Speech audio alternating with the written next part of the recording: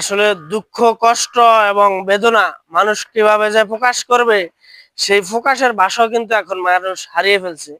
কারণ ইদানিং আমরা শুনতে পাচ্ছি এবং যেই পরিস্থিতি তা দেখতে পাচ্ছি যে আমাদের ভোলা বরিশাল সেতু প্রকল্প বর্তমান যারা উপদেষ্টা আছে এবং উপদেষ্টা মন্ডলীর প্রধান ডাক্তার মোহাম্মদ ইউনূস সাহেব আছে, তারা নাকি আমাদের ভোলা জেলার এই ভোলা বরিশাল সেতু প্রকল্প বন্ধ করে দিয়েছে।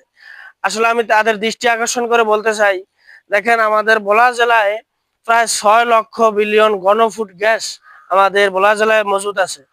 এবং যেই পরিমাণ গ্যাস মজুদ আছে আমরা দেখতে পাচ্ছি যে মানে ভোলা বরিশাল সেতুর মতো এরকম 4টা প্রকল্প বাস্তবায়ন করার পরেও আমাদের এই গ্যাসের টাকা থেকে যাবে। কিন্তু তারা কিভাবে যে আমাদের উপরে জুলুম করে কোন নলেজে এই কাজটা করতেছে এটা আসলে আমরা ভেবে পাচ্ছি না।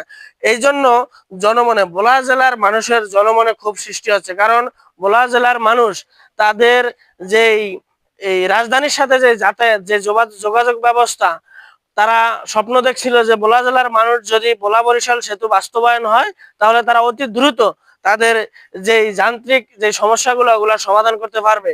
কিন্তু এখন তাদের আশার প্রদীপ একেবারে প্রায় নিভে যাওয়ার পথে। এই জন্য ভোলা জেলার মানুষের ক্ষোভ দিন দিন বৃদ্ধি পাচ্ছে। তাই আমি ভোলা জেলার কিছু মানুষের মনের আবেগটা এবং তাদের যে ভাব এটা আমি তুলে ধরতে চাই। দেখেন আপনারা। আসসালামু আলাইকুম ভাই, ওয়ালাইকুম আপনি সালাম।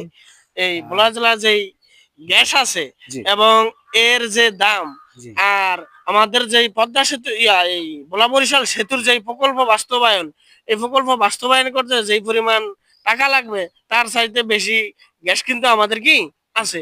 অতএব আমাদের টাকা দিয়ে কিন্তু আমাদের সেতু করা যায়, কিন্তু এই সরকার এটাকে বন্ধ করে দিছে। এই ব্যাপারে আপনার মতামত কি? না, সরকার বন্ধ করে দিছে এটা বললে ভুল হবে।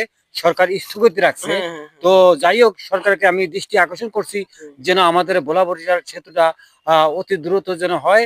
আর আমাদের যে সম্পদ রয়েছে ভোলা জেলায়, হ্যাঁ, আপনার গ্যাস, হ্যাঁ, যে আমাদের একটা খনিজ সম্পদ। তো এই গ্যাস আমাদের বিলিয়ন বিলিয়ন গ্যাস আমাদের ভোলাতে রয়েছে।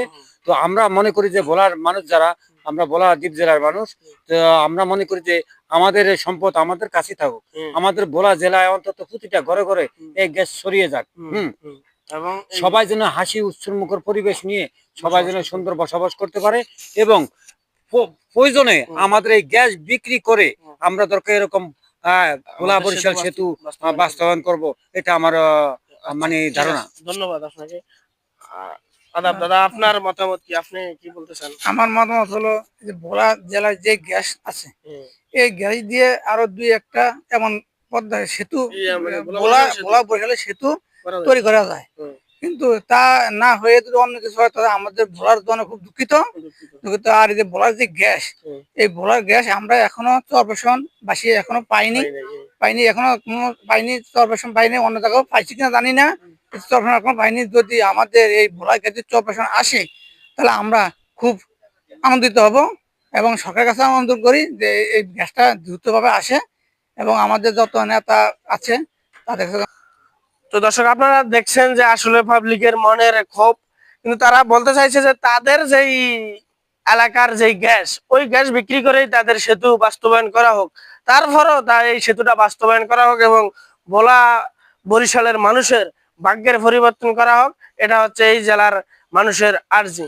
তো আমি মনে করি যে উপদেষ্টা মন্ডলী যারা আছে তারা এই ব্যাপারটাকে নিয়ে একটি সুনির্দিষ্ট মতামত দিবে এবং ইনশাল্লাহ অতি দ্রুত ভোলা বরিশাল সেতু বাস্তবায়নের লক্ষ্যে তারা অগ্রসর হবে। আল্লাহ হাফেজ।